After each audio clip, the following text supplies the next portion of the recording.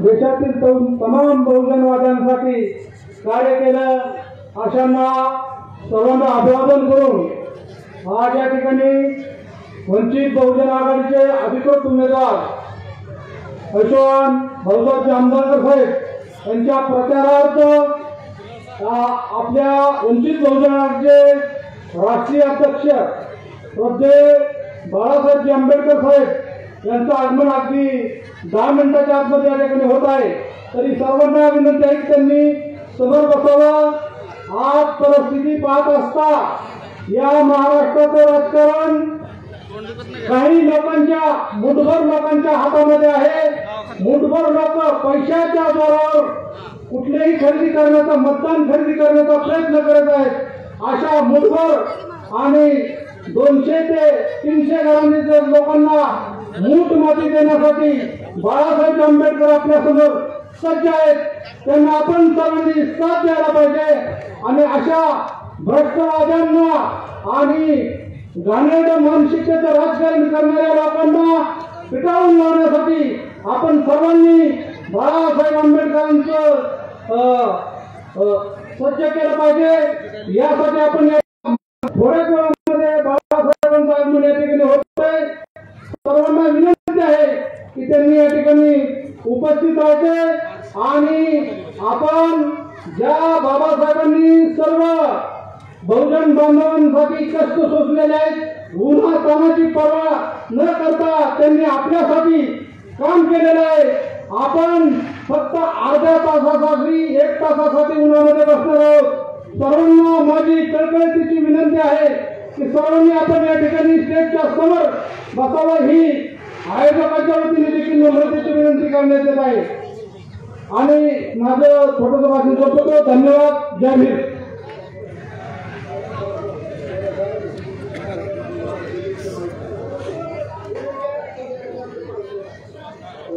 Hello, जगाला शांतीचा संदेश देणारे तथागत गौतम बुद्ध, भारतरत्न डॉक्टर बाबासाहेब आंबेडकर, महाराष्ट्राचा आराध्य दैवत छत्रपती शिवाजी महाराज यांना स्मरून बार्शी उस्मानाबाद लोकसभेचे उमेदवार भाऊसाहेब आंबेडकर यांच्या सभेसाठी आपण खूप प्रेमानं आणि मनापासून आलेले आहेत। तर त्याच्यासाठी एक साधा कार्यकर्ता वंचित बहुजन आघाडीचा म्हणून विनंती करतो की सदरचे पदाधिकारी तुम्हाला वेळोवेळी निवेदन करतायत, तर आपण त्यांच्या सूचनेचं पालन करून अगदी रिकाम्या खुर्च्या ठेवू नये, तर त्यासाठी आपण ते प्रयत्न करावे। जय भीम।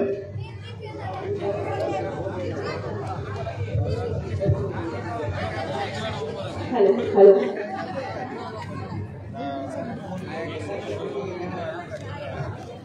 चाळीस उस्मानाबाद लोकसभा मतदारसंघाचे वंचित बहुजन आघाडीचे अधिकृत उमेदवार नेतृत्व कणखर बाळासाहेब आंबेडकर यांच्या प्रचारार्थ आज भगवंत नगरीमध्ये डॉक्टर बाबासाहेब आंबेडकर यांचे नातू श्रद्धेय ॲडव्होकेट प्रकाशजी आंबेडकर साहेबांचा आगमन अवघ्या 10 मिनिटात या सभेच्या ठिकाणी होतोय।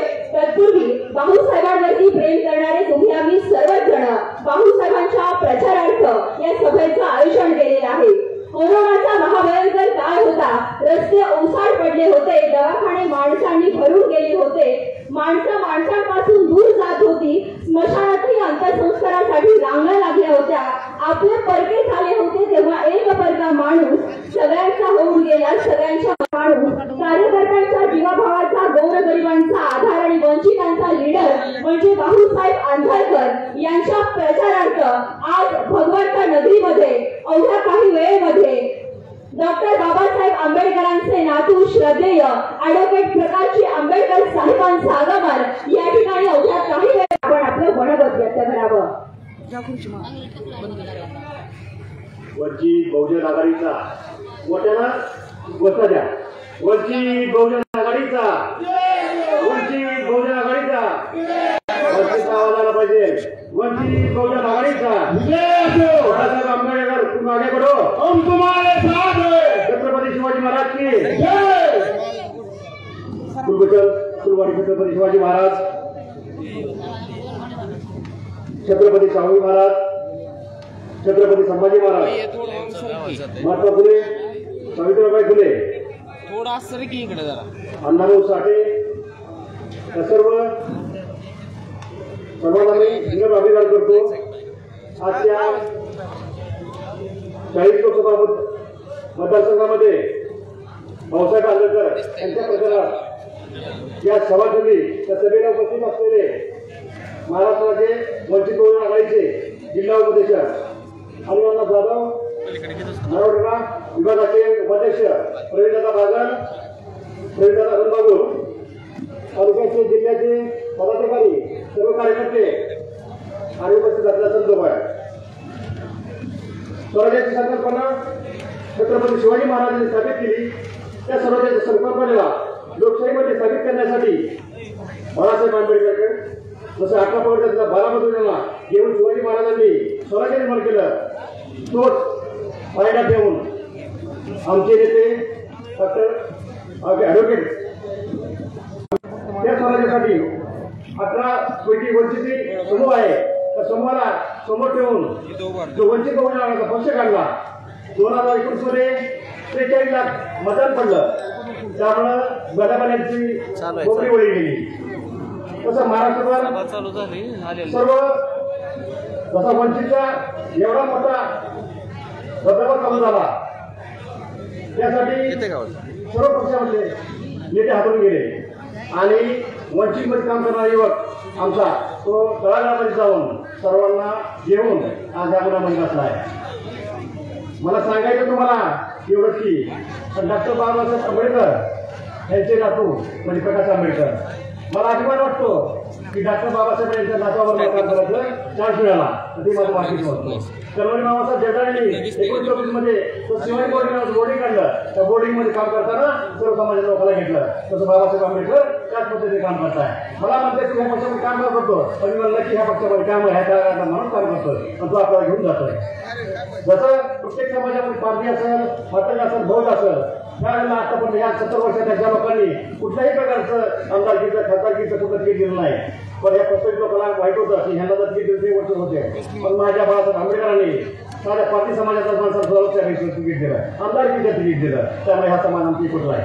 आणि समाजाची लोकसंख्या किंवा समुदाय बघून मी म्हणाले का आपण आज तुम्हाला माहिती आहे बार्शीमधलं अन्नदाते ज्यांना म्हणलं जातं भाऊसाहेब आंबेडकर यांनी कोरोना काळामध्ये 7.5 लोकांना जेवण दिलं, हे सर्वांना माहिती आहे. त्यामुळं आंबेडकर साहेबांना आमच्या बाळासाहेब आंबेडकरांनी जे लिंगायत समाजाचे आहेत त्यांचं 5.5 लाख मतदार लिंगायत समाज हा मतदारसंघामध्ये येतं.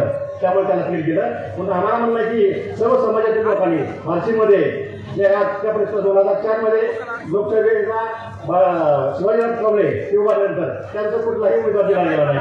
त्यामुळे आम्हाला तुम्हाला सगळं सांगायचं आहे की जसं शिवाजी बापू कांबळेनंतर हा उमेदवार दिला हा बार्शी मतदारसंघाचा आहे. त्यामुळे सगळ्या त्या उमेदवारांना सहकार्य करून निवडून उभी करायची आहे. कारण का 10 मेला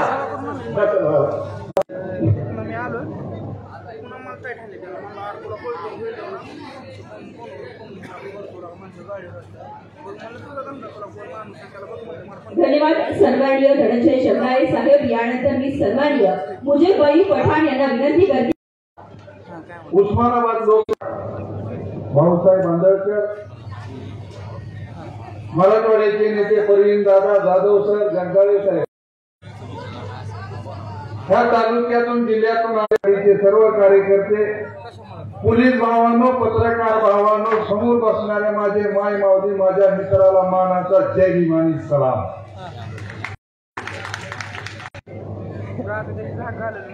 2 मिनिटात उरकणं होत नाही. उरका 1 मिनिटात उरका.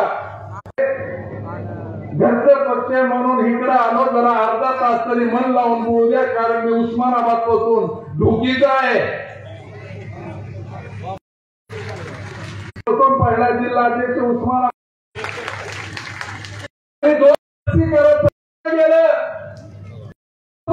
जिल्ह्याचा विकास करण्यासाठी आजच्या या आंबेडकर, बसवेश्वर अण्णाभाऊ, छत्रपती शाहू महाराज या सर्व महापुरुषांच्या आणि मान्यवरांच्या शुभ हस्ते उस्मानाबाद लोकसभा मतदारसंघ वंचित बहुजन आघाडीचे आज भगवंत नगरीमध्ये अवघ्या 5 मिनिटात या सभेच्या ठिकाणी ज्यांचं आगमन प्रकाशजी आंबेडकर साहेबांचं आगमन या ठिकाणी होणार आहे। धन्यवाद। सर्व मान्यवरांच्या शुभ हस्ते आज प्रतिमेचं पूजन या ठिकाणी संपन्न झालेलं आहे।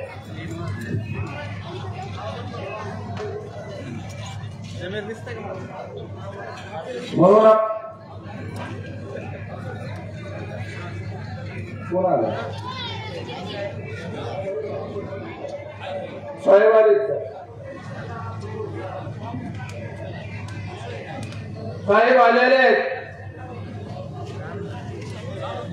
वंचिताचा वाघ यायला लागलेला आहे आणि त्या वाघाला जोडीदार बार्शीचा वाघ दिलेला आहे। 7 तारखेला मतदान आहे। 5 नंबरला नाव आहे। चिन्ह मात्र सगळ्या माय माऊलीला जी वस्तू घरात लागणारी ती आहे फिनिशर कुकर। आणि या सगळ्या गोष्टीचा जर विचार केला तर उस्मानाबाद जिल्ह्याचा विकास करायचा असेल तर भाऊसाहेब आंबेडकरला प्रचंड बहुमताने बार्शीकरांना विजय करावा। हा बार्शीकरातून लीड भेटावी। हा बार्शीचा प्रत्येक नागरिक उमेदवार आहे। भावानं पोलीस डिपार्टमेंट रिटायरमेंट झालेला माणूस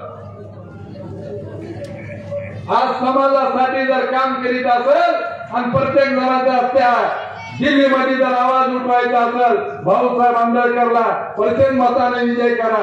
कारण समोरची माणसं आहेत। आम्ही इथं बोलणार आहे। तुम्ही उन्हात बसलाव जशी जशी तारीख येईल तसं होईल। एक चपटी एक कोंबड्याची चांगली पळीवर असं 5 वर्ष बोंबलत बसा असं करू नका। देताना कचाटून घ्या। याच्या कुटुंबातले आहेत। कसं पती भाजपमध्ये पत्नी राष्ट्रवादीमध्ये दीप शिवसेनेमध्ये आम्ही धर्माला फक्त त्यांना मत द्यायला। जर एवढा अन्याय होत असेल जर तुम्हाला राग असेल तर तुम्ही स्वाभिमान जागा करण्यासाठी येणाऱ्या 7 तारखेला प्रेशर कुकर समोरचा बटन दाबा आणि खासदार बाळासाहेब आंबेडकरच्या जोडीला हा बार्शीतला उमेदवार पाठवा। हा कळकळीची विनंती करायला तुमच्या समोर उभा आहे। कारण हे कमी आहे। तुम्ही उन्हात बसलेले म्हणून सगळं एक तुमचा लेकरू म्हणून एक तुमचा भाऊ म्हणून एक तुम्हाला विनंती करतो। मुस्लिम भाई आई क्या आज हमारे काला तुम्हारे को कौन बोलेगा इधर मत दिए तो उधर जाता है उधर मत दिए तो इधर जाता है। अपना मत किधर नहीं जाता। अल्लाह ने हर इंसान को पैदा किया है। हर इंसान मदद का पैदा हुआ है। अपने को मुस्लिम को कुरान दिया है किसी को हिंदू को रामायण दिया है किसी को महाभारत है किसी को बाइबल है लेकिन सब ग्रंथ में बंद करने वाला एक ग्रंथ है वो है संविधान। उसका भाग लगता है बाबा साहब अम्बेडकर का पुत्र बाबा साहब अम्बेडकर और बाबा साहब अम्बेडकर की जोड़ीदार को भेजो भाऊ साहब अम्बेडकर।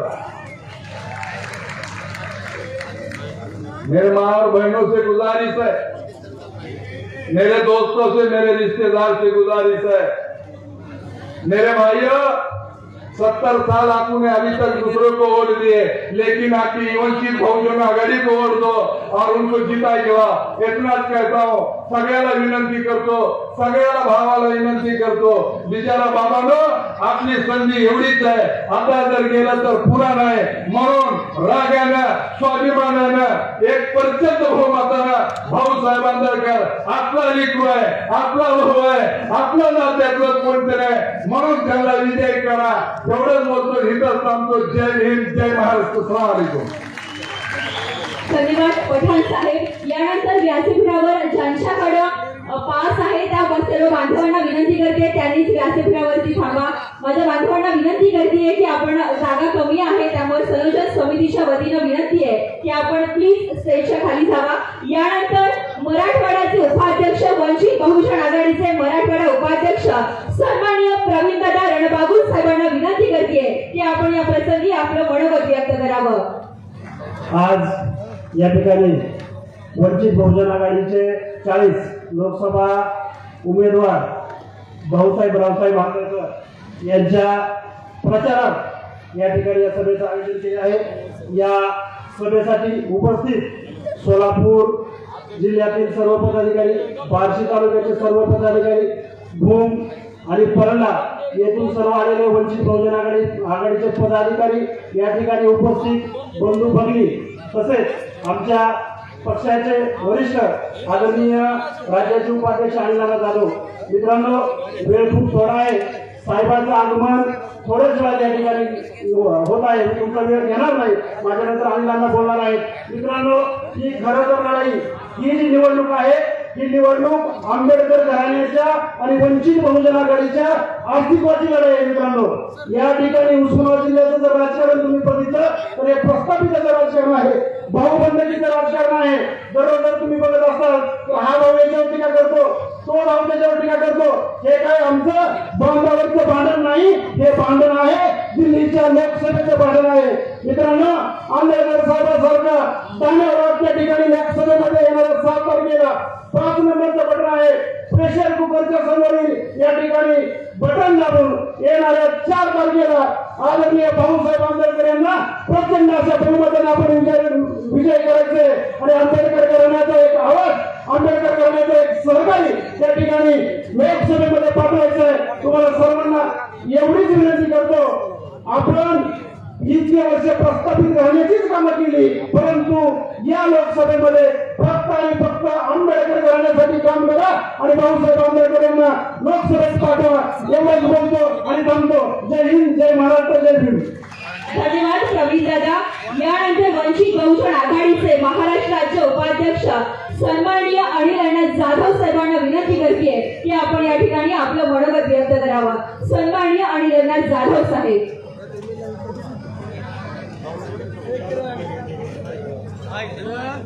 माईक वाले जरा थोडं आवाज कमी पडतो तुमचा।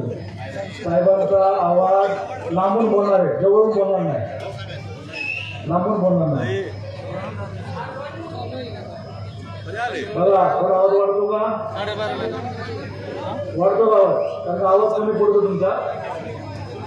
अगोदर म्हणून घासाने ठेवायला पडला पाहिजे। वंचित बहुजन आघाडीचा, वंचित बहुजन आघाडीचा आवाज येत नाही, आवाज येत नाही। लक्षात घ्या, आपला आवाज दिल्लीपर्यंत जायला पाहिजे, म्हणून ही आवाज आपली शक्ती आहे, बाळासाहेब आंबेडकरांची आपल्या पाठीची शक्ती आहे। लक्षात घ्या, आपण कुठल्या प्रत्येक पक्षांचं नाही, आपण स्वतःचा पक्ष आहे, आपल्या घराचा पक्ष आहे, म्हणून वंचित बहुजन आघाडीचा।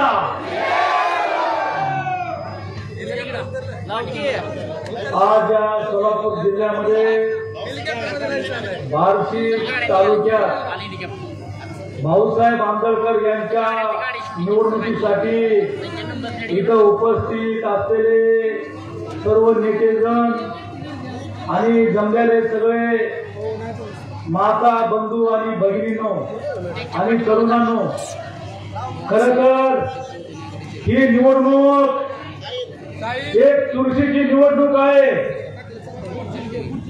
आणि एवढ्या 42 डिग्रीच्या उन्हामध्ये आपण बाळासाहेब आंबेडकरांचे प्रेम करणारे सगळे वंचित बहुजन आघाडीचे कार्यकर्ते आणि मतदार तुम्ही उपस्थित राहिला, मनापासून तुमचा धन्यवाद आणि आभार मानतो। थोड्याच वेळात आदरणीय बाळासाहेब आंबेडकर येत आहेत, तर एवढ्या उन्हामध्ये साहेब सुद्धा आपल्या समोर एक संबोधित करण्यात आहेत। म्हणून मी आज आपल्याला जो उमेदवार दिलेला आहे, तो उमेदवार सर्वसामान्य घराण्याचा आहे आणि तुमच्या आमच्या जवळचा आहे, त्यामुळे कुठल्या राजघराण्याचा उमेदवार नाही, तर वंचित बहुजन आघाडीचा ठाणे आवाज आहे, एवढं लक्षात आपण घेतलं पाहिजे, त्याला मतदान केलं पाहिजे। बाळासाहेब आंबेडकर ज्या उमेदवाराला उमेदवारी देतो, तो उमेदवार साधारण घराण्याचा असतो, कुठल्या राजघराण्याचा नसतो आणि म्हणून बाळासाहेब आंबेडकरांचे उमेदवार दिला, त्या उमेदवाराला आपल्याला निवडून द्यायचे, आपण उमेदवार आणि एकजुटीने एक ताकदीने हात वर करून सांगा, बाळासाहेब आंबेडकरांना उमेदवार निवडून देणार आहात का? या ताकदीनुसार या गडबंद नेते मंडळाच्या प्रस्तावीला मातीची घालणार आहात का?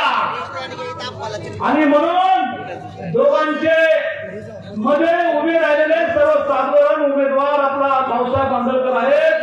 हे सर्वसामान्य हे घराण्यातलं आहे. म्हणून आज आपण या उमेदवाराकरता सर्वजण एकत्र झालेले आहेत. अनेक दिवसापासून काम करत असताना प्रवीण दादा रणबाबू सारखा कार्यकर्ता या मराठवाड्यामध्ये काम करत असताना अनेक अडचणी निर्माण झाल्या.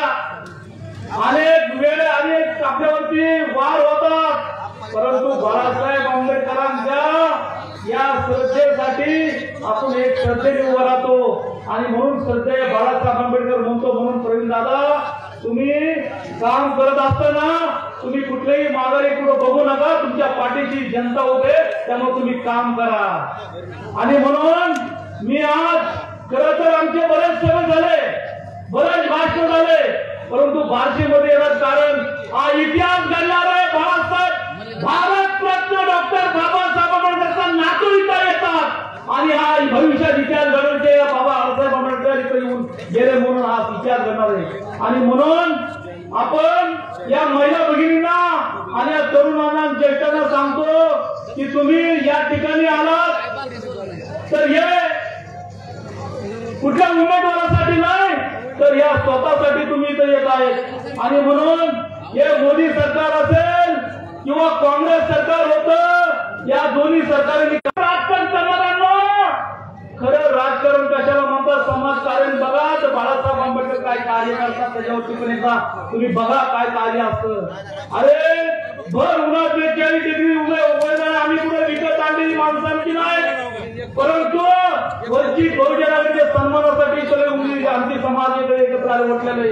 आणि म्हणून या ठिकाणी भाऊसाहेब आंबेडकर सारखा उमेदवार आपल्याला दिलेले आहेत. तर भाऊसाहेब आंबेडकर जर उद्या जर खासदार जर झाले तर मी म्हणतो जे कोरोनाच्या काळामध्ये त्या माणसांनी काम केलं, तुमच्या अडचणीला वेळोवेळी उभा राहतो. जर असेल तर वंचित बहुजन आघाडीचा कार्यकर्ता पाठवायला पाहिजे. अरे संविधान वाचवण्याचा तुम्ही खोटी शब्द घेता आणि युती आमच्या बरोबर करत नाही. तिथंच आम्हाला कळतं संविधान तुम्हाला टिकवायचं नाही. पण या संविधानाला जर वाचवायचं असेल आणि वाचवणारा जर कोणता नेता असेल तो भारतरत्न डॉक्टर बाबासाहेब आंबेडकरचा नातू आहे आणि संविधान वाचवल्याशिवाय राहणार नाही. हे तुम्हाला मी सर्वांच्या साक्षीने तुम्हाला सांगतो. अरे संविधान वाचताना आम्ही वाचू. अरे काय प्रस्तावींचा विषय म्हणजे निवडणुकाला त्यांच्या बापाची पेंड आहे का? आणि म्हणून आज आपण या ठिकाणी आले आणि आदरणीय बाळासाहेब आंबेडकरांचा हेलिकॉप्टर मधून तिथं सवाल होणार आहे. आम्ही साहेब इथं खड्यात तिथं उतरणार आहेत आणि आपल्या साक्षीने बाळासाहेब आंबेडकर या उमेदवाराची ज्या पद्धतीने प्रचार करायला आलेले आहे त्या प्रचार चांगल्या पद्धतीने हो एवढंच आपल्याला मनापासून सांगतो. आणि माझ्या 2 गोष्टी संपवतो. फक्त जाता जाता एक सांगेल की वंचित बहुजन आघाडीच्या पाठीमागे उभा राहा. जे आदरणीय बाळासाहेब आंबेडकरांचं चिन्ह होतं. धन्यवाद. बहुजन मिनिटात या ठिकाणी श्रद्धेय प्रकाशजी आंबेडकरांचं या ठिकाणी आगमन होतंय भगवंत नगरीमध्ये. ते आलेले आहेत. अवघ्या काही क्षणांमध्ये या व्यासपीठावर येतील. तत्पूर्वी माझ्या तमाम माता भगिनींना आणि माझ्या बांधवांना विनंती करते या साईडला स्टेजच्या डाव्या बाजूला आंबेडकर साहेब येत आहेत. तत्पूर्वी पुन्हा एकदा तमाम माझ्या माता भगिनींना आंबेडकर परिवारावर भाऊसाहेबांवर प्रेम करणारे तुम्ही आम्ही सर्वजण या ठिकाणी आवर्जून उपस्थित आहात. पुन्हा एकदा विनंती करते. माझ्या बऱ्याचशा खुर्च्या रिकाम्या आहेत. आपण जे साईडला माझ्या माता भगिनी बांधव बसले आहेत. बार्शीच्या श्री शिवाजी महाविद्यालयात बीएची पदवी क्लासमध्ये पास असा पोलीस अधिकारी म्हणून त्याची सर्वत्र ख्याती. पुणे जिल्ह्यातील क्राईम ब्रांच मध्ये काम करताना आंबेडकर साहेबांनी तिथल्या गुंडगिरी आणि दहशत तस्करी असो, पुण्यातील गाजवलेली रेव पार्टी असो, आंबेडकर साहेबांचा दबदबा आजही पुण्याच्या गुन्हेगारी विश्वात कायम आहे. पुण्यातील शेकडो गुन्ह्यांचा मुख्य साहेबांच्या या कार्याची दखल अनेकदा समाजसेवा केल्या. युवकांना रोजगार, महिलांना भगिनींना तालुक्यात 12 नोव्हेंबर 2011 साली 8 जागा येथे शिवसैनिक म्हणून जगडत त्यांच्या प्रश्नावर आक्रमक होत गाढवाचं आंदोलन स्वतःच्या अंगावर केसेस घेतल्या. तालुक्यातील 120 यांच्या माध्यमातून केलं. 4500 रुग्णांची शस्त्रक्रिया. अपराच्या कुटुंबांसाठी 3 वेळा नोकरी महोत्सव राबवून 5000 युवकांना नोकरी मिळवून दिली. तर तेथील गरिबांच्या 3 वेळा सामुदायिक विवाह सोहळ्याचं आयोजन भाऊसाहेबांनी केलं आणि 32 मुलींचं कन्यादान करून आज त्यांचे संसार सुखाने सुरू आहेत. भाऊसाहेबांनी कोरोना कालावधीत केलेल्या कामाची इतिहासात सुवर्ण अक्षरांनी नोंद झाली आहे. जीवावर उदार होऊन जीवाची बाजी लावून हा माणूस कोरोना काळात लोकांच्या सेवेत हजर होता. देऊळ गल्लीतील राजमाता इंदुताई आंधळकर अन्नछत्रालय या काळात गरीब वंचित उपेक्षांसाठी मोठा आधार बनलं. तब्बल 11 लाख लोकांसाठी पोटात भाऊसाहेबांनी मायेनं घास भरवलाय. ज्यावेळी प्रस्तावित नेते मंडळी बंगल्यात होते त्यावेळी भाऊसाहेब आंधळकर रुग्णालयात रुग्णांसाठी, रुग्णांच्या नातेवाईकांसाठी कोरोना विरुद्ध लढा देत होते. बार्शी धाराशिव आमचा फरका असा भेट न करत धाराशिवकरांसाठी भाऊसाहेबांची मदत नेहमी झाली आहे. त्याचंच एक उत्तम उदाहरण म्हणजे धाराशिवमध्ये बाळंतपणासाठी रुग्णालयात वणवण फिरणाऱ्या एका माऊलीनं भाऊसाहेबांनी बाळाची दाखल करून घेतलं. त्यानंतर त्या माऊलीनं जोया बाळांना जन्म दिला. बाळाची प्रकृती नाजूक असल्यानं त्यांना खासगी रुग्णालयात दाखल करण्यात आलं. त्याचं बैलही भाऊसाहेबांनी भरलं. विशेष म्हणजे क्वारंटाईन होण्यासाठी बेडची संख्या कमी पडत असल्यानं थेट बागवान मक्कामधील 100 बेडचं क्वारंटाईन सेंटर यामध्ये सुरू केलं. अशा या भाऊसाहेब आंधळकरांचा प्रचार करण्यासाठी आज या ठिकाणी अडोतीस प्रकारचे आंबेडकर साहेबांचं आगमन अवघ्या 2 मिनिटात या व्यासपीठावर होईल.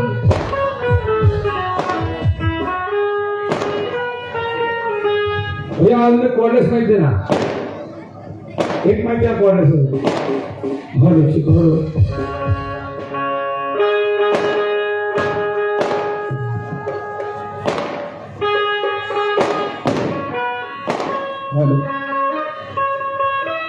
सुमित वरती आहे, सुमित वरती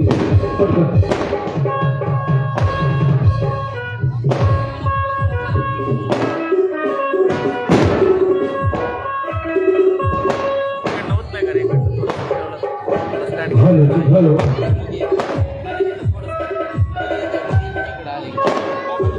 उस्मानाबाद धाराशिव लोकसभा मतदारसंघाच्या वंचित बहुजन आघाडीचा अधिकृत उमेदवार भाऊसाहेब आंधळकर यांच्या प्रचंड जाहीर सेवेच्या निमित्ताने या ठिकाणी श्रद्धा होते बाबासाहेब आंबेडकरांचं मार्गदर्शन आपण लागणार आहे. एकच आपल्या सेवेत सादर करण्याचा प्रयत्न करतो आहे.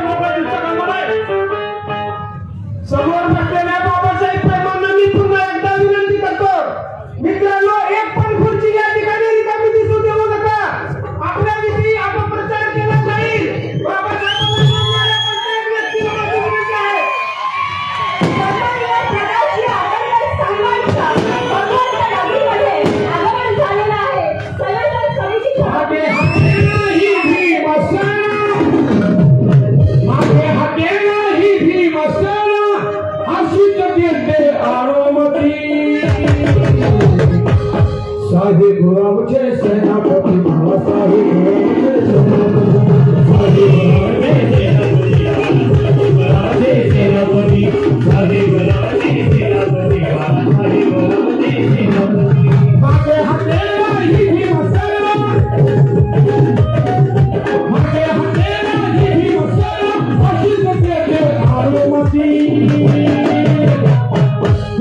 सेनापती साहेब हात वरती करून सांगायचं साहेबांकडे फोन करायचं बाई चला शाही गुलामचे सेनापति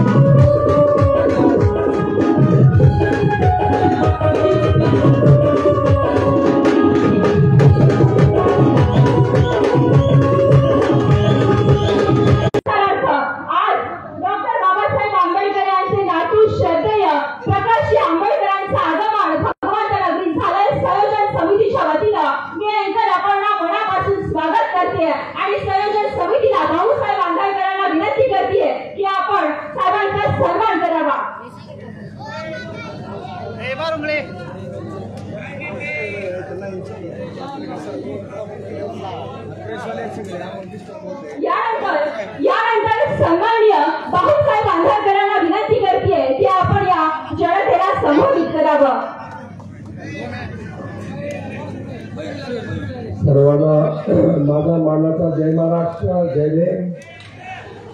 आज भगवंत नगरीमध्ये या ठिकाणी माननीय श्रद्धेय प्रकाशजी आंबेडकर साहेब यांचं आगमन झालेलं आहे.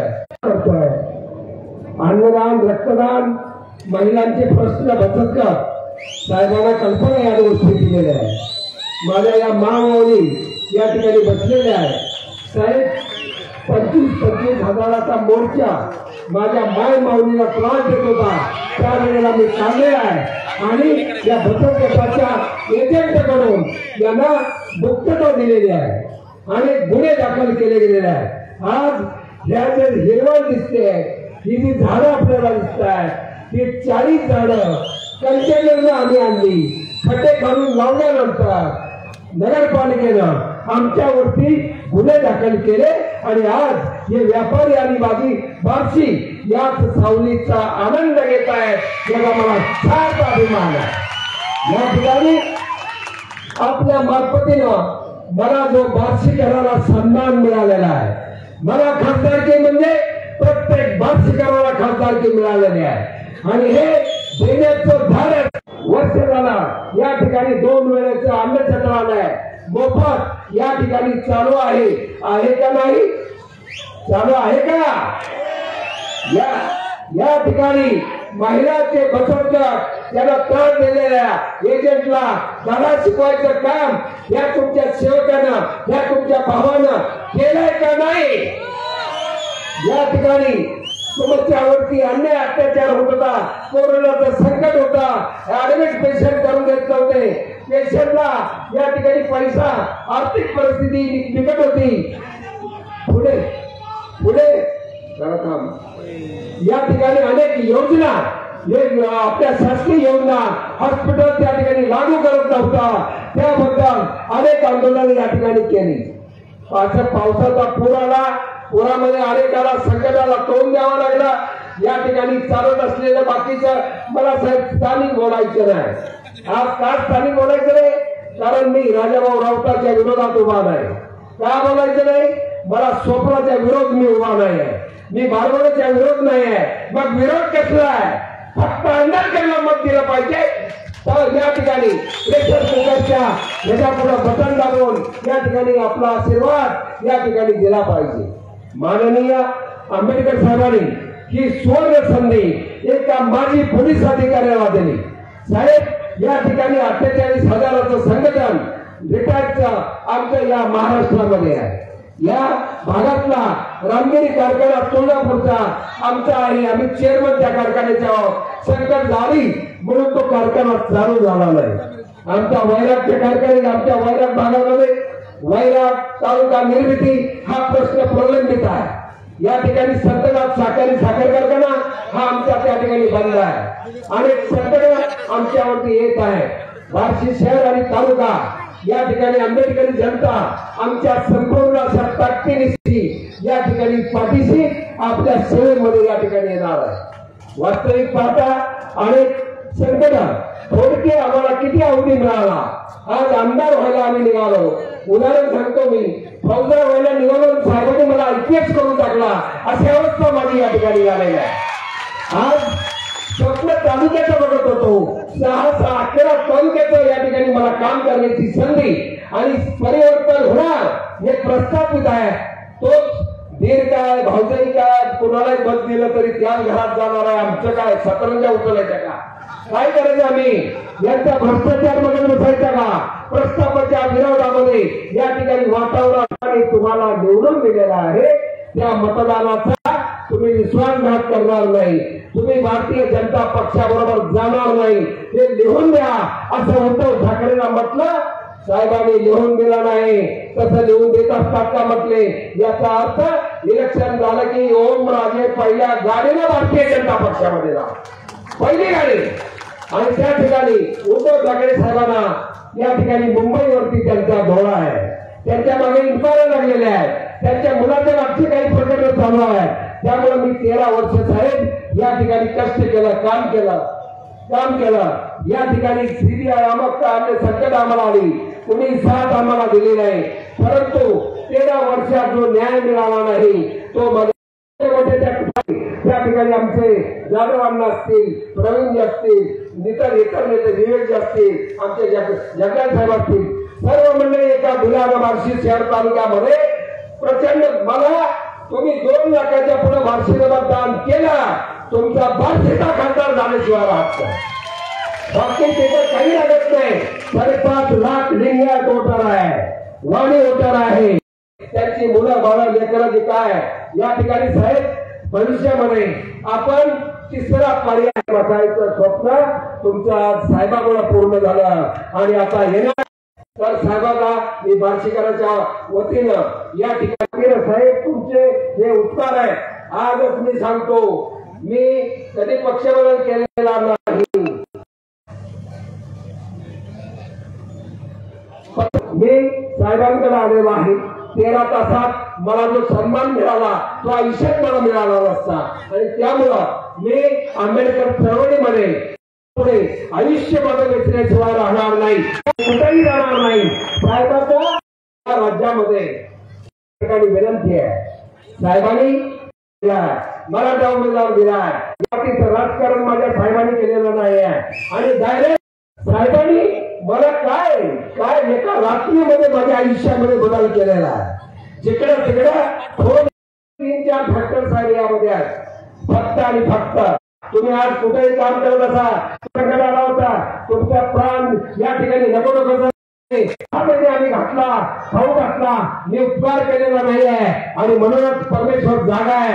या ठिकाणी मी दादागिरी गुन्हेगिरी दहशत आपल्या पुढे काहीच नाही. आता तर आंबेडकर चळवळ माझ्या बरोबर आलेले, त्यामुळे या ठिकाणी मला सांगावं वाटतं, आपल्याला परिवर्तन साहेबांना जायचं आहे.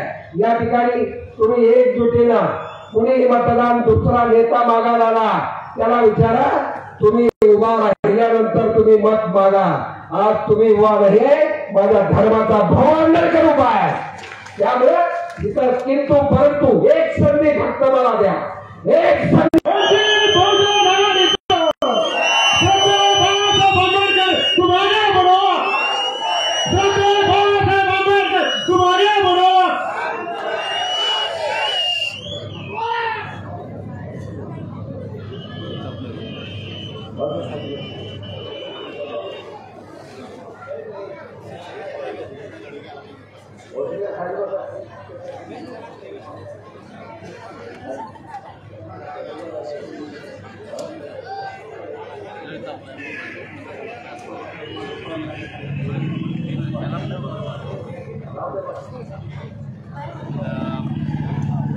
बाबासाहेब आंबेडकर यांच्या मागच्या 5 वर्षाचा इतिहास आपण असा पाहिला,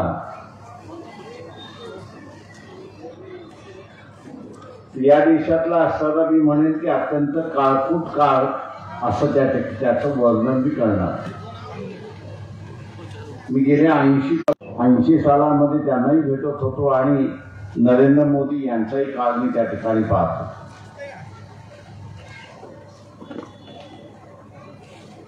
या सगळ्या ह्याच्यामध्ये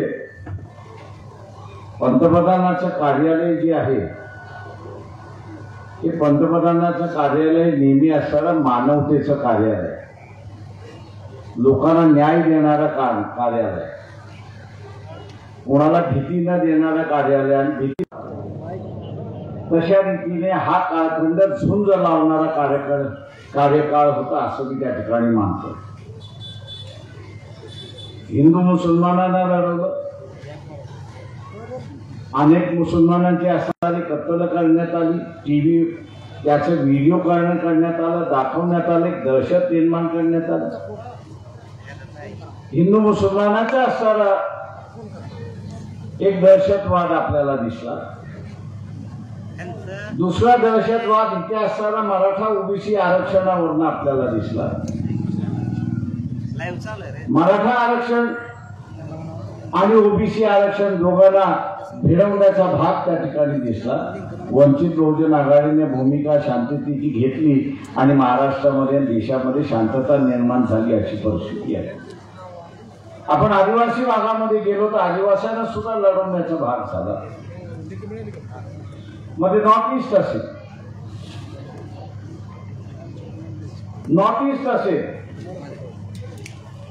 आसाम आणि मणिपूर इथल्या असणाऱ्या ज्या ट्राईब्स आहेत त्यांच्या असणाऱ्या दंगली आपण असणार बघितल्या. 80 दिवस भारतातल्या जनतेला माहीत नव्हतं की तिथे युद्ध चाललंय, 2 जमातीमधलं असणारं युद्ध चाललंय याची माहिती सुद्धा नव्हती. परदेशातून माहिती जेव्हा यायला लागली तेव्हा हळूहळू इथलं सरकार बोलायला लागलं. अशी परिस्थिती याने कुठली एक संस्था ठेवली नाही. सुप्रीम कोर्ट घ्या, रिटायर झालेले जज म्हणायला लागलेले आहेत की शासनाचा आमच्यावरती असणारा दबाव, शासनाचा आमच्यावरती असणारा दबाव आहे. मानवतेचं कार्यालय राहिलं. चांगली गोष्ट हमी भाव जाहीर होतो, पण त्या हमी भाव शेतकऱ्याला मिळत नाही आणि म्हणून शेतकरी लाखच्या संख्येने दिल्लीमध्ये येऊन बसला, उन्हाळ्यात बसला, पावसाळ्यात बसला, थंडीमध्ये बसला आणि गरमीमध्ये सहन करत.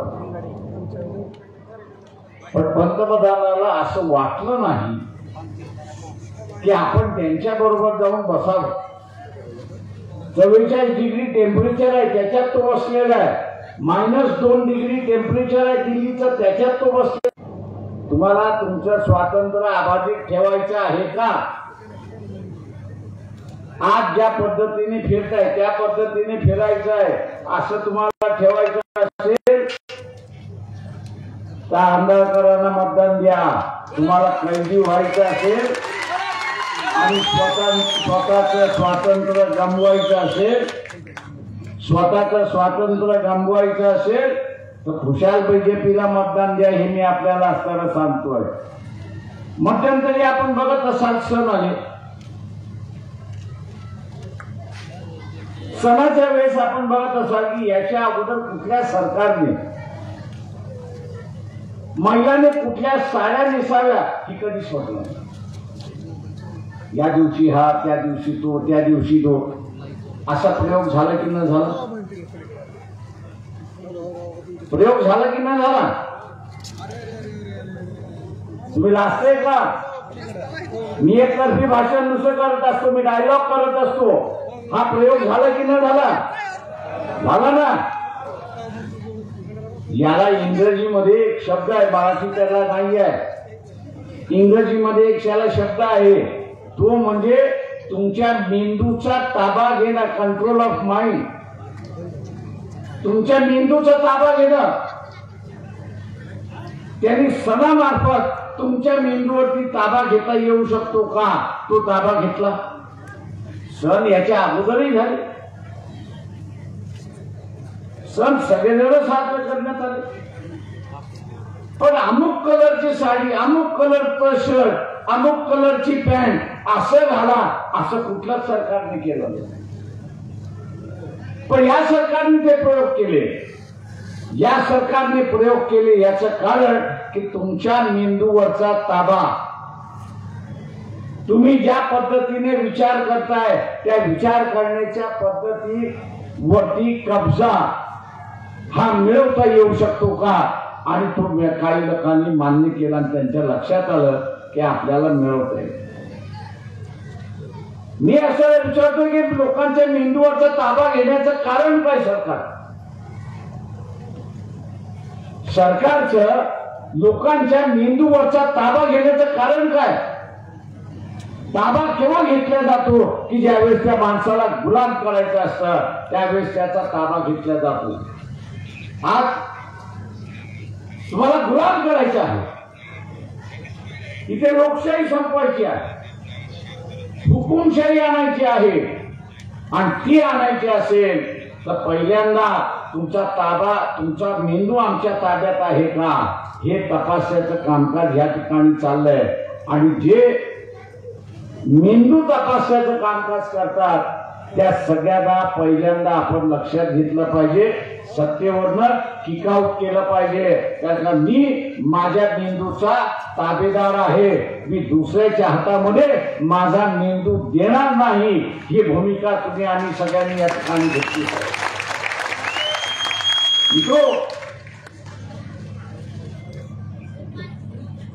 कोविड मध्ये टाळ्या वाजवायला लावले की नाही? खाली वाजवायला लावली की नाही? त्याचं कारण आहे की तुम्हाला मोदीला मारायचं. तुम्ही आता बघताय पटापटा पटापटा तरुण पोरं मरतात. कोविड मध्ये ज्यांनी कोविड शील्ड घेतलंय किंवा रेमडेसिवीरचं असताना औषधं घेतलेली आहेत ते आता सगळेजण हॉस्पिटलमध्ये आहेत. या डॉक्टरकडे त्या डॉक्टरकडे त्या डॉक्टरकडे. या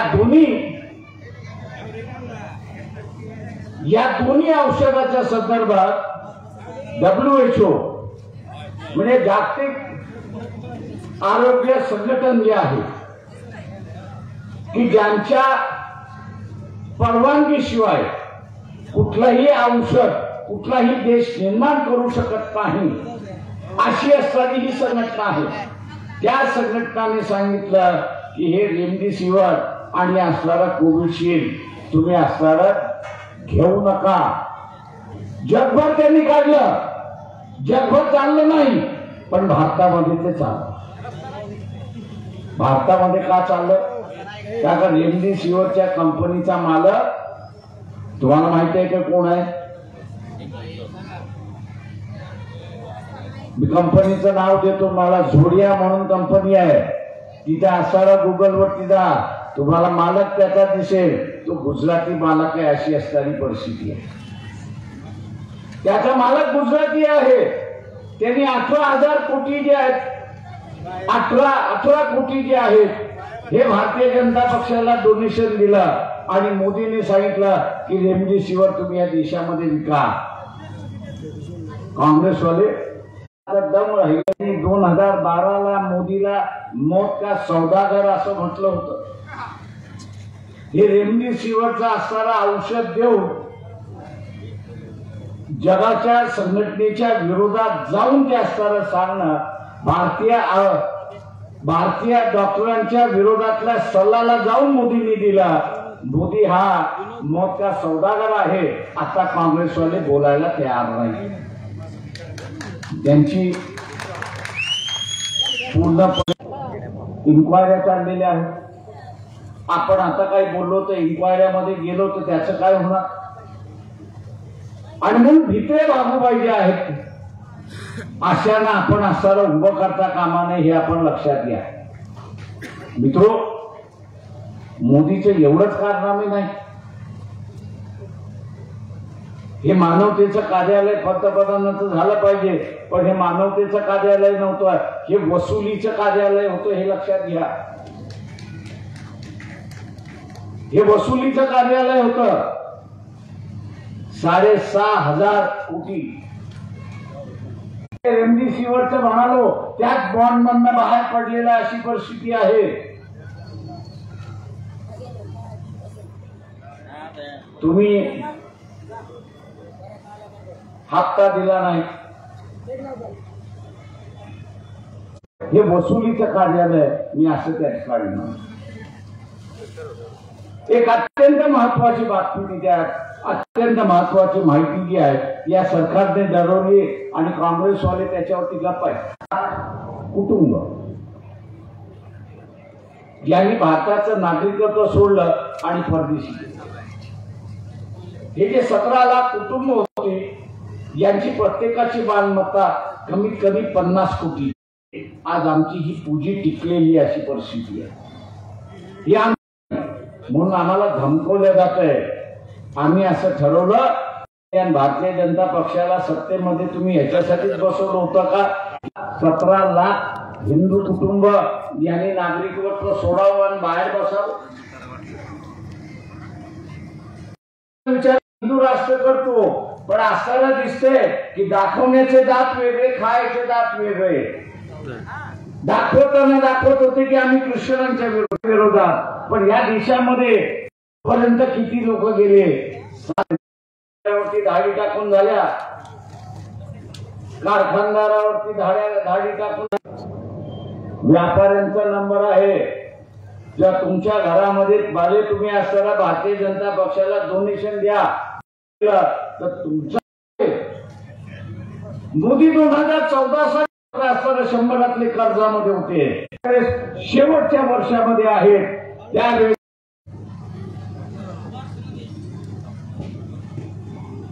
96 रुपये होतील अशी असणारी परिस्थिती. त्याच्यामधला असणारा काही फरक नाही. देश चालवणं आणि घर चालवणं याच्यामधला असणारा फरक नाही. समजा एखाद्याचा पगार 10,000 असेल आणि त्यांनी बँकेकडून लोन घेतलं तर 60% त्याला लोन मिळतं. म्हणजे 6,000चं त्याला कर्ज मिळालं. ते 6,000वरती त्याचा हप्ता जातो. 4,000 त्याला खर्चाला राहतात. आनंदाने तो खर्च करू शकतो. पण ते हप्ते दिले नाही आणि 96 रुपयावरती घेऊन गेलेले आहेत. 4 रुपयावरती देश चालू शकतो का हे मला सांगा.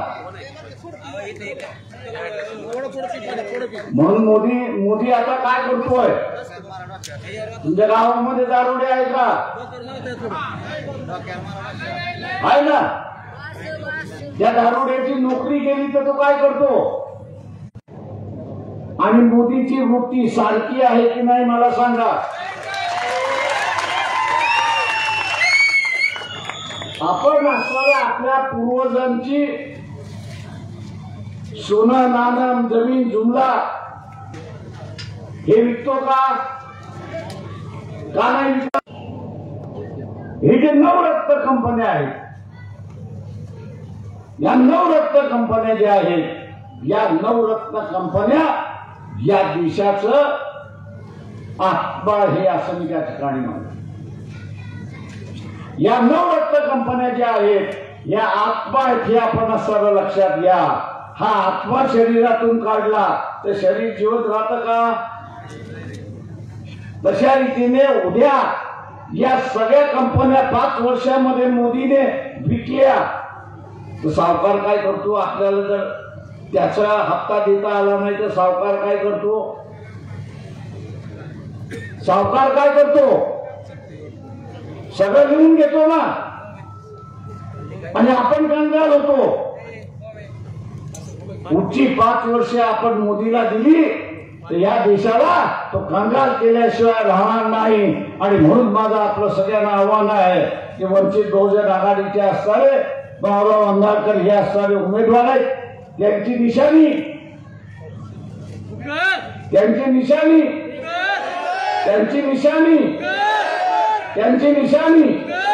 त्या प्रेशर कुकर समोरचं बटन दाबून आपण त्यांना प्रचंड मताने विजय करा हे आवाहन करतो आणि आपली रजा घेतो. धन्यवाद. सन्माननीय प्रकाशजी आंबेडकर साहेब यानंतर आजच्या या कार्यक्रमाचं आभार प्रदर्शन करतील ॲडव्होकेट